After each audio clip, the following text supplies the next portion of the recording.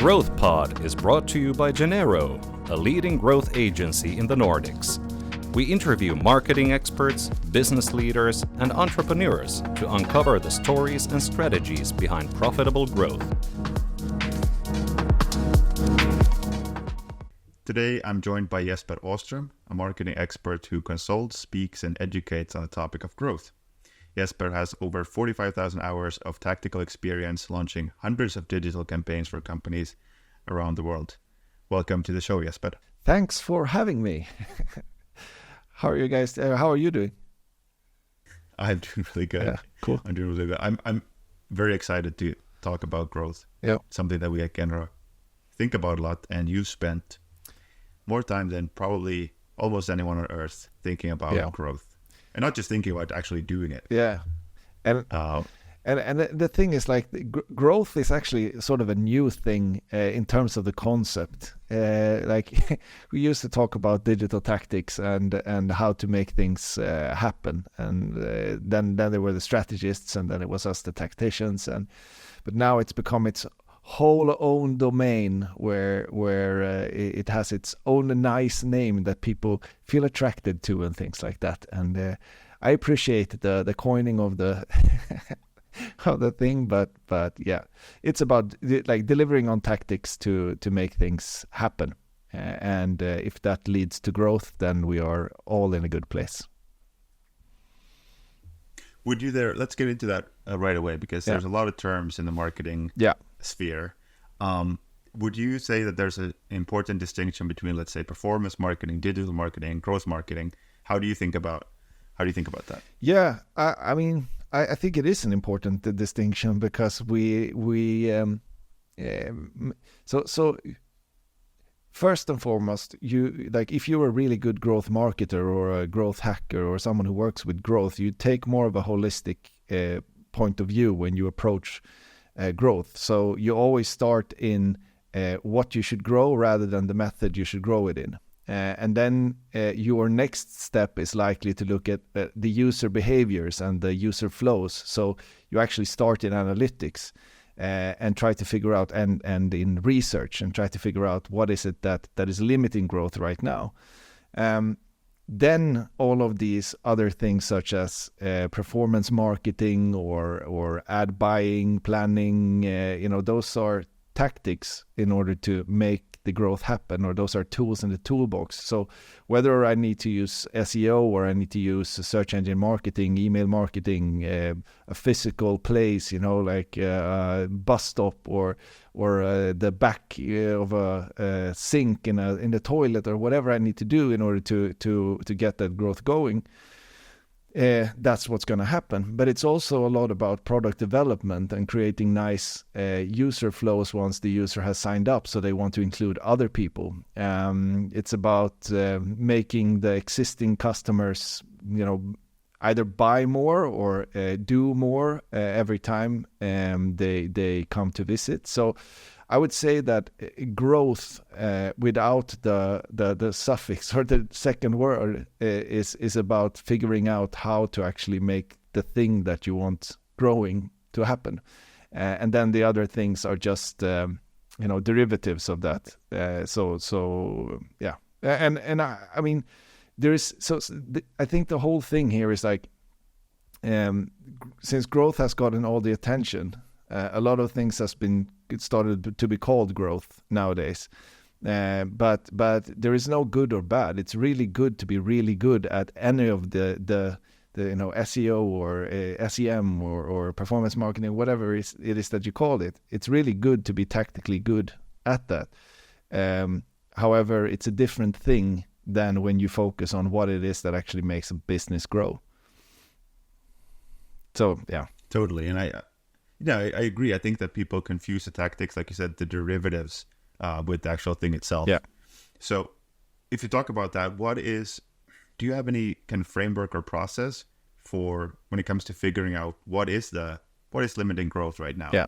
Is there anything, how do you approach that question? I mean, there are some general rules or some general things in terms of growth, and they all have to do with the size of the company and where they are at in their market right now.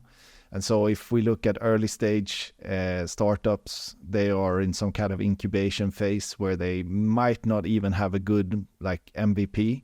And they're out there looking for, finding good ways in which they can sell the product that they've developed. In the best case scenario, they've developed a product that there is an actual market need for. In other cases, you end up with two nerds who have been developing something which has no market value because no one needs it. It's just a cool thing. And then you never reach MVP.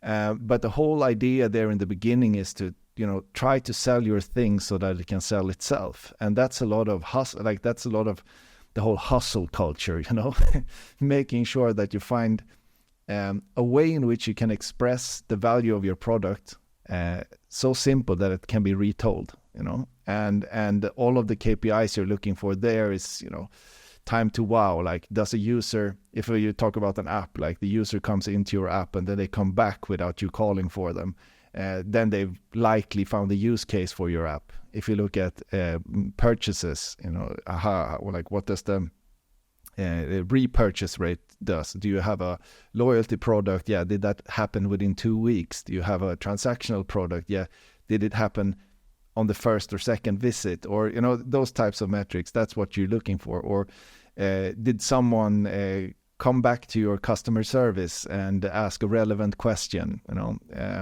There are a lot of things that you get to think about in the beginning of a project or of a growth process that have all to do with trying to figure out what is the best way I can sell my product in. And that's a lot of one-to-one. And that's not always the nicest thing to tell, like an entrepreneur who has been promising the investors a lot of uplift and a lot of viral coefficients and things like that. But it's what you have to do. And then as they move into that, once they figured out the sort of what they are selling or how to sell it, moreover, they move into a phase whereas those who are successful are really good at acquiring partners. And so this can be anything that has to do with distribution. So you figure out where are your likely customers and what partners are already in contact with them. And then you strike essentially what is affiliate deals or sales deals with them, where they earn commission in one way or another. These partners can be established companies such as large retailers, and you get, real estate by being present in their offering. Or they can be influencers who act as gatekeepers, pointing people in your direction. But unless you have that sales pitch covered when you contact the partners, you won't do very well.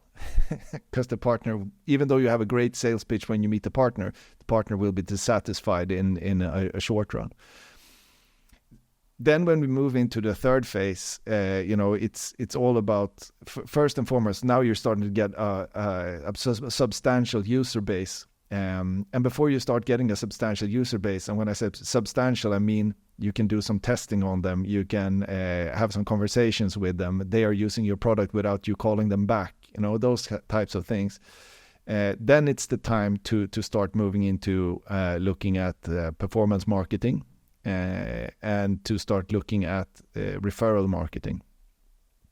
And when it comes to performance marketing, what you should focus on are those, the long-tailed, easy ones. Hopefully, if it's a growing market, then that's another thing. Then you can probably go and compete for the big words. But if you're growing into, like, with an alternative service to something that already exists, or as a substitute to something that already exists, then you need to go do the cheap stuff. And then try to figure out a way in which you can make your existing customers increase the value of your service, product, or app. They increase it by including other people.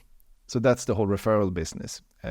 Many people are like, yeah, can we make people share? And I'm like, no, your duty is to figure out how does a user increase the value of this, whatever it is, by including other people in it. So can you trigger conversations? Like, even though you have a FMCG product in a store, you can put conversational pieces on there. I mean, Oatly built their whole business case on creating conversations around Oatly, and they used their packaging really well then. and so it's possible for others to do referral, marketing as well. At some point in time, the performance marketing, the value of performance marketing goes down. I mean, you still need to do it because it will pull in profitable customers to you, but the marginal cost of it goes up. And that's for everyone. It doesn't matter how great of an agency you are. The marginal cost, with more competition coming in, the cost will go up. So it can't be the sole thing that drives your growth. And then what you really need to do is to start spending money on brand. If, let's say, the product has been driving your brand in the beginning because customers are satisfied with you and things like that, at this point in time, you should switch your marketing budget to primarily focus on branding, and branding is all about reach and frequency. There is no other trick there. People can talk about creativity all they want, and yes, there is some proof to that, but just annoy the living crap out of people and they will remember you. Not annoy, but you know what I mean. Like repeat, rinse and repeat, and then people will remember your brand and what you're about. I know that's a controversial statement, but we're looking at the numbers. That's essentially what you have to focus on. I must go back a little bit in terms of branding, because if you're building a new market and the demand for your product in a new market, you should actually start with brand. If you have the media budget, you should start building, paying for that already in the beginning, because you have no competition, so it will be cheap. But that's a marginal case that rarely happens if you're not launching something completely new. But once you've figured out, once you've switched your budget into brand, then you will see increases in your conversion rates. You will see increases in your usage rate. You will see increase in your search demand for your brand and things like that. So those are the types of metrics you're looking at. And this is really the time where you start moving into product-led growth, whereas your product should drive your growth completely. So it's sort of a referral marketing on steroids, where you look at everything from the onboarding. You could have done that before, but this is really where it starts. The compound in the interest starts adding up. For every new user, if they add 0.1 more users, that's 10% cost saving for you. And so you start building functionality throughout your whole user journeys, where people increase the value of using your product by inviting other people. And so that's the one question that then remains, how can we increase the value of our product to our consumers so that they include other people in their usage? And there are tons of tactics to do that. and you can run campaigns that are creative. You can build communities. You can, depending upon what project you have, you can do a lot of things. I mean, just to take, because a lot of people who are listening to this will probably think about physical products. Digital products, it makes sense, to have some kind of viral inviter before you register your account. And then once you've bought the product or done something in the app, you can share that experience or get someone's feedback on that experience. But I think a lot of it's going back to, when it comes to physical product, it comes down to a lot of community building and network building, whereas you have Nike with the runners community, Stadium in Sweden that have done the Join the Movement thingy. You have a lot of those things where you can sort of build your identity, but there is also some strong we in that, and that helps you build and maintain your brand position if you're good at creating that. So it works. The principles of product-led marketing is very applicable when it comes to physical products as well. Although the what you do might be a digital thing, such as a way for people to network with each other. Sorry, that was a long rant, but yeah. No, that was perfect. In 10 minutes, you essentially laid out this framework for how to think about growth. And I think you made a really good case for that. All of these things that we talk about as marketers, they're all just tools. Yeah. And you choose the right tools depending on your stage as a whatever maturity. Yeah.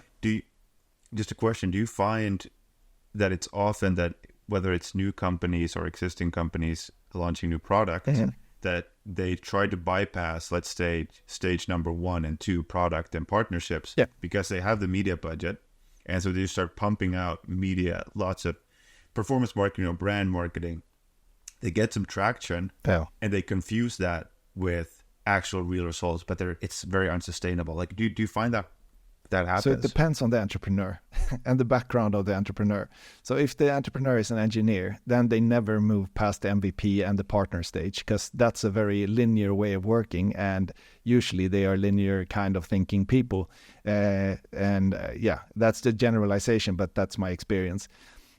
Looking at when we talk about marketers and business school people who are entrepreneurs, then they tend to not want to work so much with the MVP or with the partnerships, but they rather focus on the marketing and the brand building and that stuff. And so they skip that part where they could have earned easy money in the beginning and could have created some initial growth. And then when we come to product people, people who have, often people who are really into something, and then they develop a lot of features, product people, and they don't necessarily care about the brand or about creating partners, but they just want to improve their product. So each type, or those are the most common types of entrepreneurs that I work with, each type have a different set of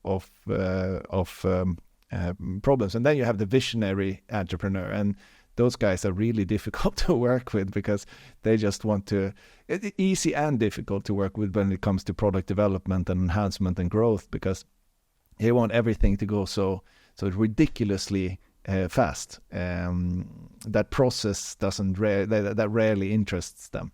It's different for different entrepreneurs, and if you don't think about the whole scope of things you can do and think about what you're missing depending upon where you are in your growth phase, you're missing a lot of revenue. That's about it.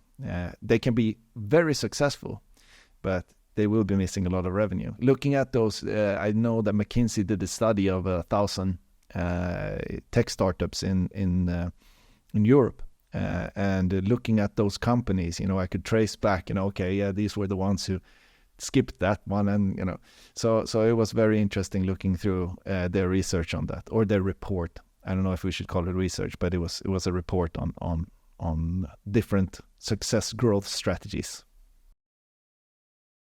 I want to start unpacking some of that with you, but first I want to go back to something you said, which you pointed out that it might be a bit controversial, which is branding is just reach and frequency. Like, there's a formula to it. So could you unpack that a little bit? Because there's this idea that, first of all, the message matters a lot, the creativity, the positioning matters a lot, the channel, placements and channels matter a lot. But you're saying essentially there's a formula to it.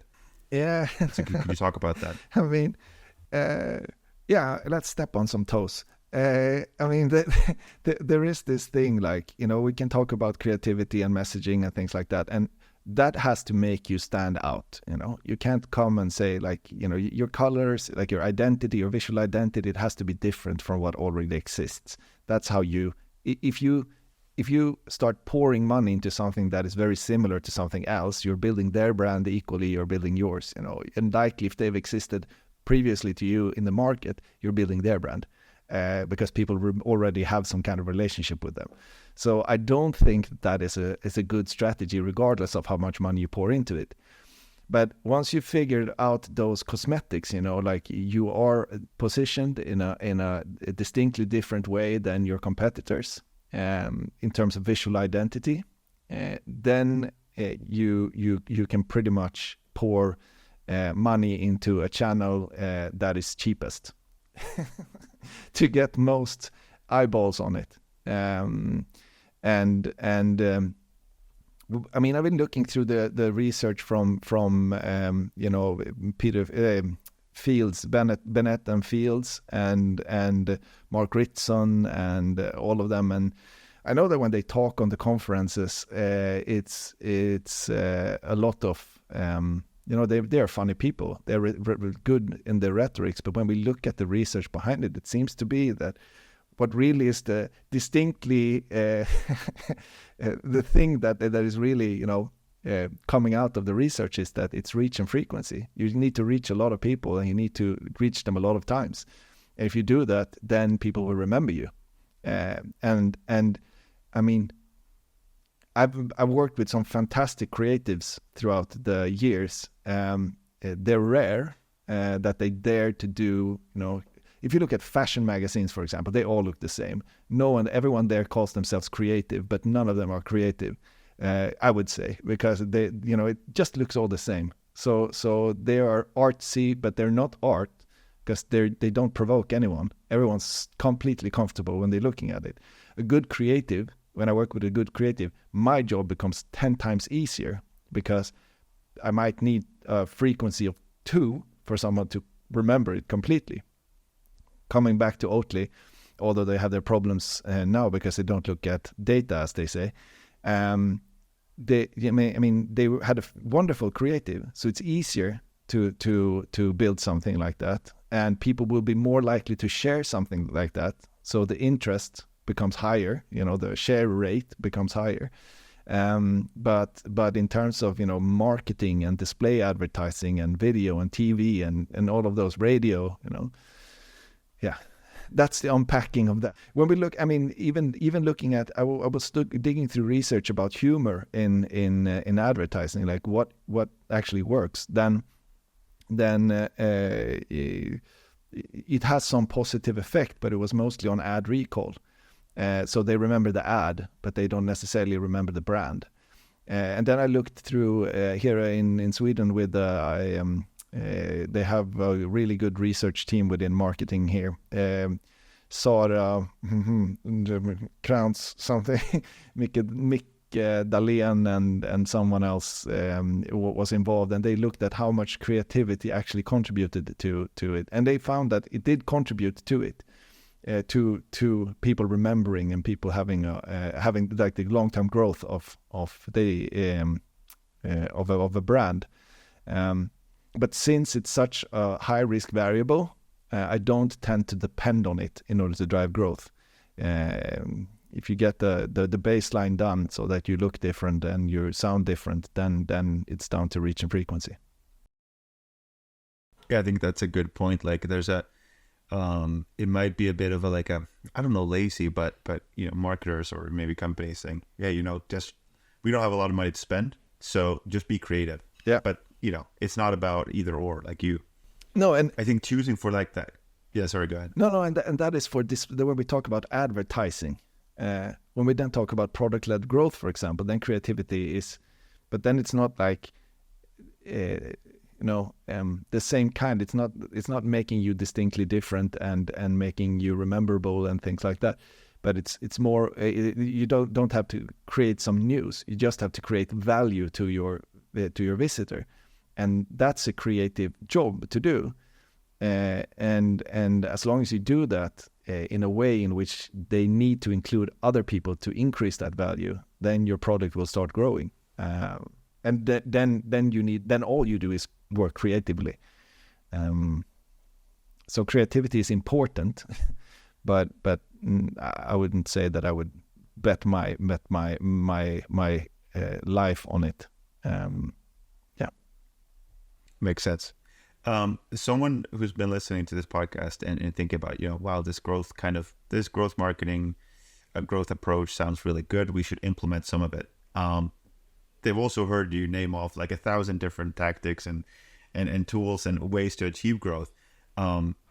So what is a realistic way for a company who is not working in this way necessarily today to actually start implementing? Is it that you need this, let's call it unicorn person, like a Jesper Åström, who has a completely perfect like helicopter view of all the tactics, understands the business, and can then, hire or contract people with specific skills, whether it's SEO or a package design or PR or paid social, whatever it is, as needed?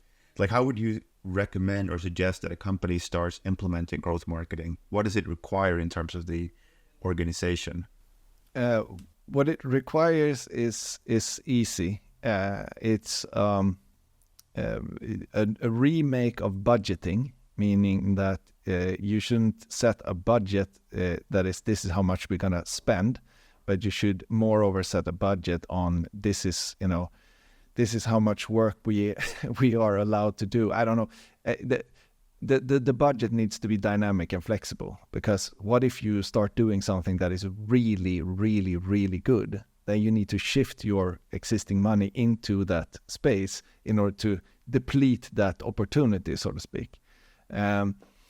Not all of your money. I mean, hopefully you have. I like the Coca-Cola liquid content distribution, where you spend 10% on crazy ideas, 20% on developing new things and improving existing things, and that 70% on things that already work. And so when I talk about growth and growth mindset, I'm talking about those 20%, not the 10%. That's what the creatives are working with in my mind, because it's like high risk, high reward. But those 20% of the budget, that needs to be, you need to be able to move that fast once you see that something is working. So budget is one thing. A second thing is do more and talk less. And this sounds like a cliche quote on Instagram, but it's so true. The one thing that growing startups do more than those who don't is that they do less keynotes, and they do more they do more things. They try more things. And I hate the concept of fail fast, because if you fail a lot and fast, you will go to the bottom of the basement. But you should just not be scared to try and to try to do things. That's how you improve your team and the people you're working with.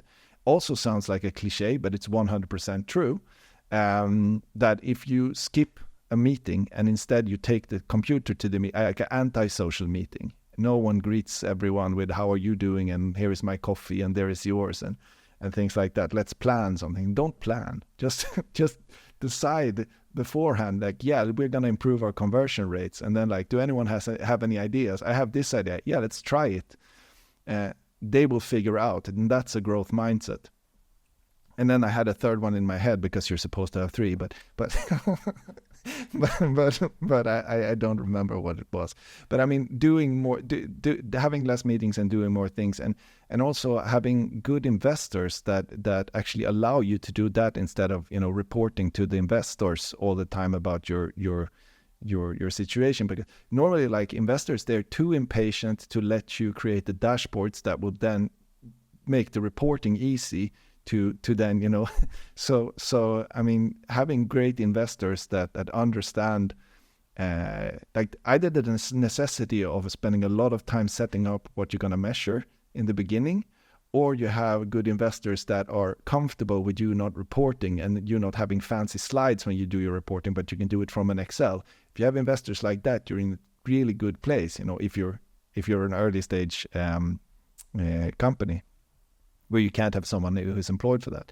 So in terms of your question, I would say that it is possible it's difficult. If you have a marketing background and you start working with growth, then you will find it really uncomfortable to take responsibility for both the product and the sales process, and also customer satisfaction, like customer service. There is this, like, in many companies, there is this new role of like customer, like CXO, like customer experience, and I think that's good. Those are being mature companies that are maturing towards a growth mindset.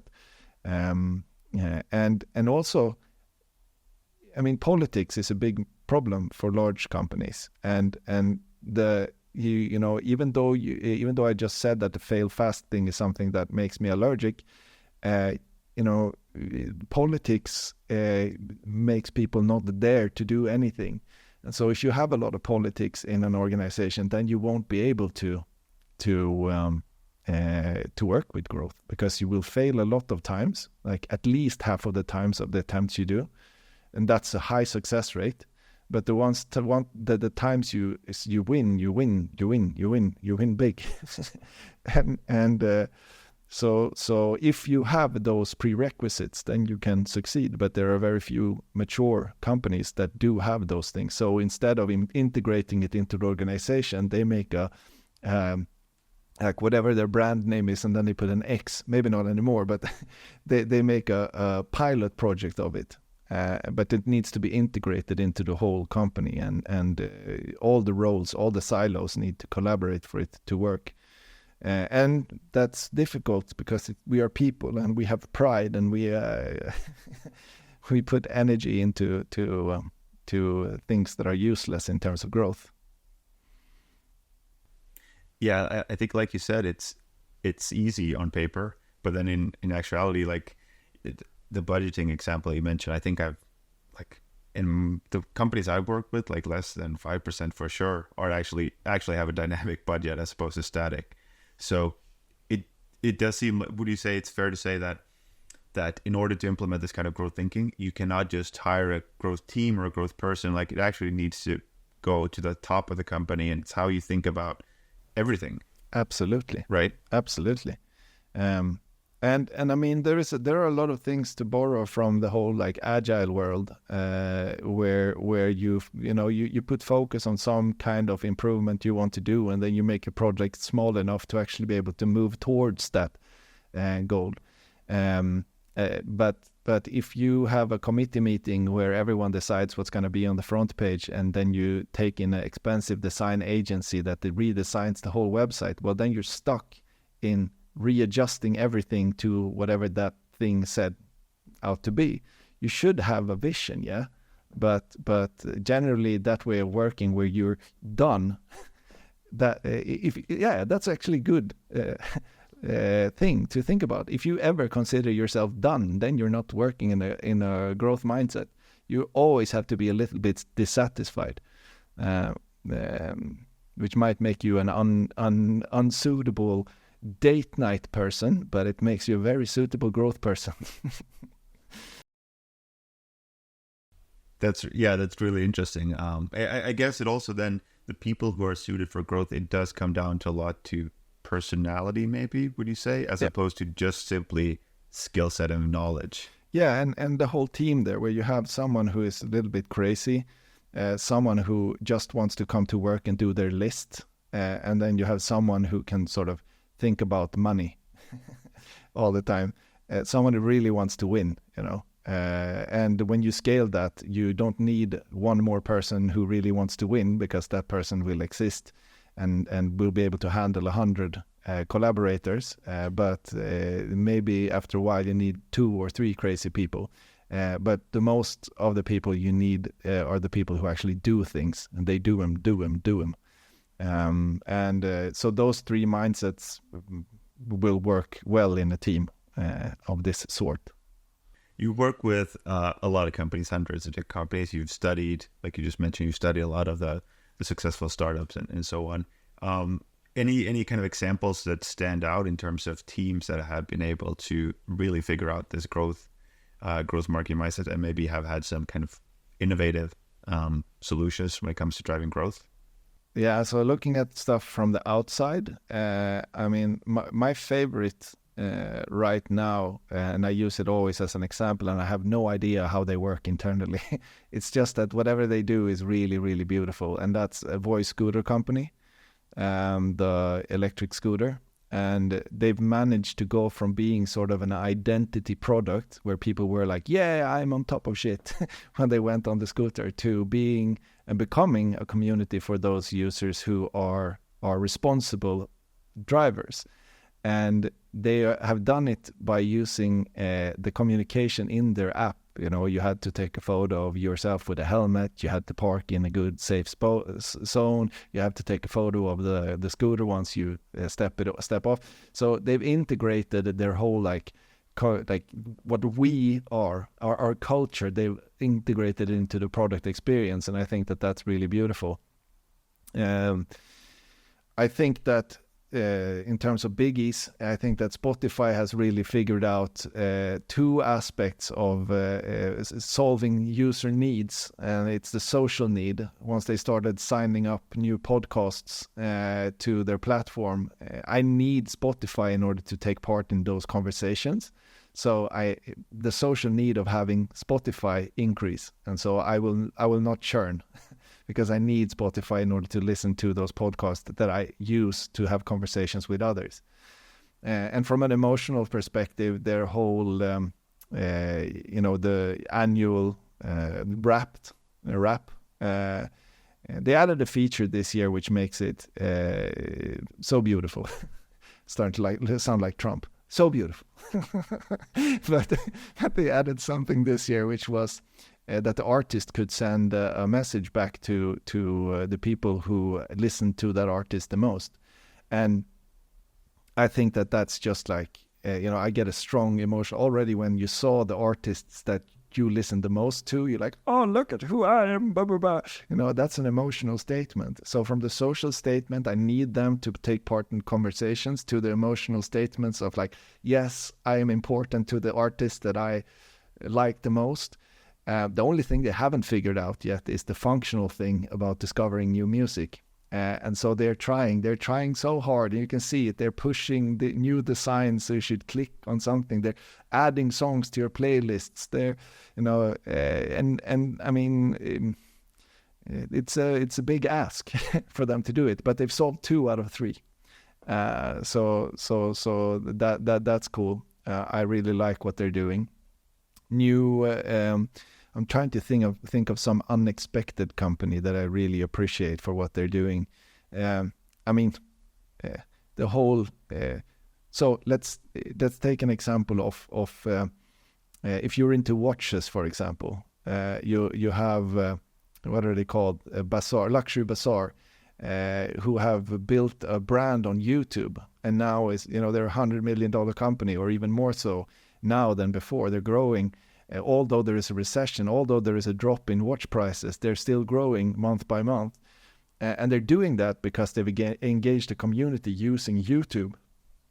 And they've been building a network there that they then can capitalize of in terms of sales. And whereas Mr. Beast is, the king of that, where he can launch whatever he wants as long as it holds a quality that he likes. He had the burger company that he just closed down, or he sued them at least, because they didn't have the quality that he wanted. So those are some examples of things that started out as nothing, but then they employed, I don't know if Voi did, but I know the others did, employed these types of tactics in order to make sure that they grow through partnerships, referrals, and now they're working a lot with product-led marketing. So I think those are really, really awesome examples. The Spotify one is like, like you said, it seems so obvious once they do it. Yeah. And it's like, of course, this is gonna have, you don't need to see the numbers to know that this is gonna have a great impact on retention. And then you see traditional media, or like they paid $100 million for Joe Rogan, and everyone who understands why, everyone's like, yeah, only, he has 10 million followers. The subscription is like, I don't know, $11 a month. Just do the math. It's like cheap. They're making it back in a month.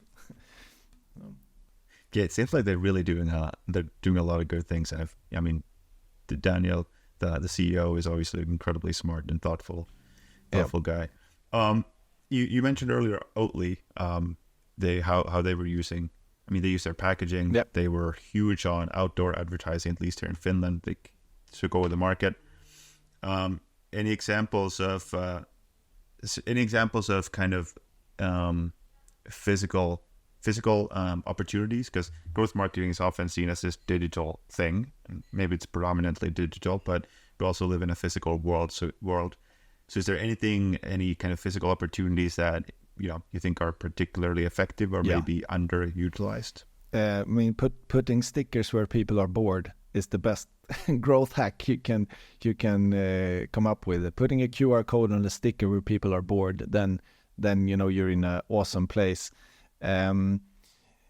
Thinking in general, thinking where people have time to spend with you, then that would be a good place in the physical world. But then also in terms of partners, like the second step, if you think about them solely as distribution partners in a physical space, let's say they're a restaurant chain, or they are a franchise for some the cleaning service, or they are the ones who are cleaning or renovating the locomotives, or thinking outside the box in terms of who actually meets the people that I need to talk to. Airplanes, who spends time there. Nature, in the middle of nature, like, why don't people use in the middle of nature as something that will eventually go completely bazonkas viral, because you put something there and then whoever discovers it, it will create a story,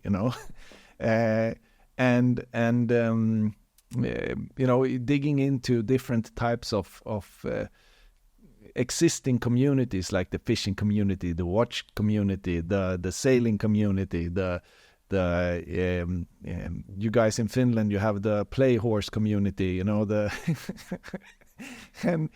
so understanding that and then figuring out where those guys spend time. Most people don't do that because paying for Facebook ads, it will be expensive, and it will definitely be more expensive than that partnership that actually meets your customers right away. And I mean, think about it. If you have something that caters to people in a hospital, for example, why don't strike a deal with the hospital restaurants? Because they're all like purchased on public tenders. So they don't just have one hospital, and they will charge you 100,000. And if you spend 100,000 on Facebook, you will not reach, and you cannot, target diagnosis on Facebook. So it won't provide to all of your growth, but it will be in the beginning when you're, trying out, and thinking about the physical world and partnerships is super good. Also, if you have bought a right to, let's say, a festival or something like that, then consider that space a website. And what kind of conversion points can you put there? What can you use the toilets for? What can you use the walls? And how can you, make people walk into places? Yeah, so the physical is there. And POS material. What can you do that people want to make it for? There's the Story Hotel in New York that had those little, I think it was the first one, this is an old example, but they had these little, just as Gmail, they had the little set payoff, that made people invite other people. They had little surprise messages put all over your room, and people started taking photos of that and sending it up on social media. I think that works beautifully still, because it's surprising, it's nice, I think that's such a beautiful example of something that literally every single hotel could do. Like, you don't need to have anything special. You just need to have the creativity, and then just, like you said, instead of planning and thinking about it, just doing it. And you'll see very quickly if it's working or not. And one thing interesting they mentioned about the partnerships is that, I agree, I think that those are very underutilized. But what partnerships also do is that when you're launching a new product or whatever it is, you lack credibility. And with partnerships, you can borrow some of their credibility, so that immediately you go from like, what's this new sketchy thing? Like, oh, this seems to be something that I could consider to eventually use. For sure. The whole gatekeeper thingy. Mm-hmm. Yeah. Exactly. Jesper, what are your favorite resources when it comes to learning about? Because you're a well of, examples and benchmarks. Like, where do you learn all this stuff? Are there blogs, podcasts, books? How do you keep track of everything that's happening and new growth tactics and strategies? I tend to look for problems. So if I have an interesting enough problem, then I spend the time to try stuff. And so, but the difficulty is finding an interesting problem instead of having, ABC, always doing the same thing.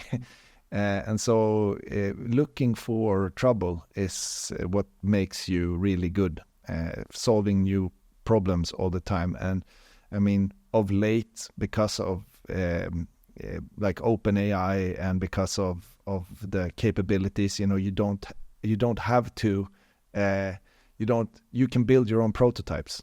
And so you can test things a lot easier as a even if you are an experienced programmer, to just try things out and see if they work, and see if the logic behind your new onboarding funnel, if it actually works, So and discussing with ChatGPT is amazing when it comes to digital tactics. And just ask it. If you're about to launch a new service, ask it, and then ask questions again. It will give you splendid starting points. And all the sourcing, the things that previously have taken hours and hours and hours now take you ask the question and then give me 100 examples, and then you go put on a coffee, you come back and your sourcing is done. So yeah, I've been using that as well, and it's it feels like a cheat code for sure. It's it feels unfair. A book no one should not read is 101 Principles of Design. I think that's the best book ever written. Universal Principles of Design. It's a blue book.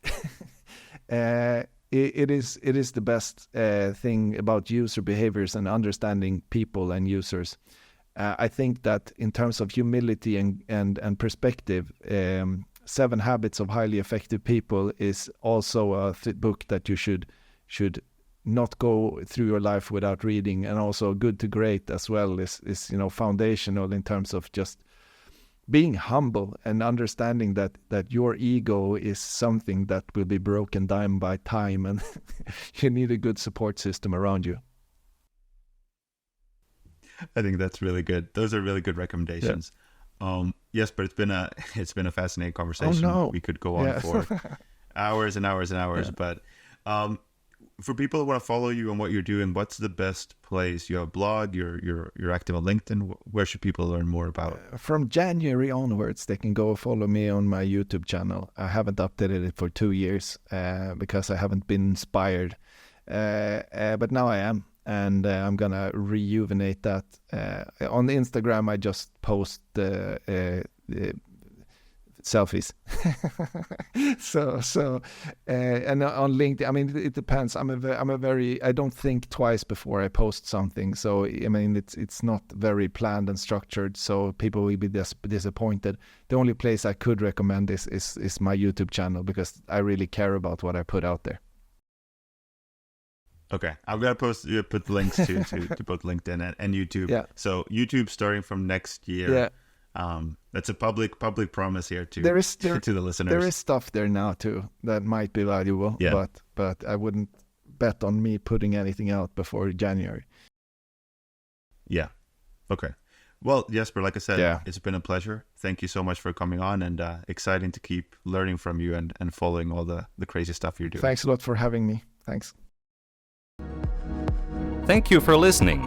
You can find all episodes of The Growth Pod on Spotify, YouTube, and Apple Podcasts.